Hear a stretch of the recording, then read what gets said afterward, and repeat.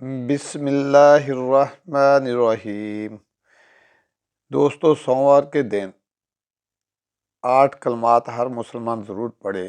اگر آج کے دن آپ یہ 8 کلمات پڑھیں گے تو اللہ تعالیٰ آپ کے گناہ معاف فرما دیں گے اور آپ کی مغفرت فرما دیں گے۔ وہ 8 کلمات کون سے ہیں؟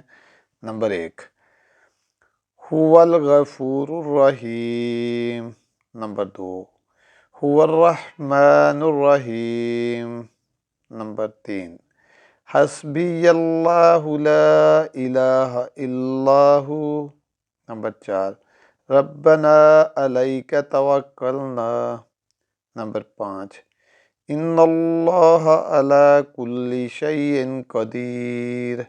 نمبر 6، ربنا فاغفر لنا۔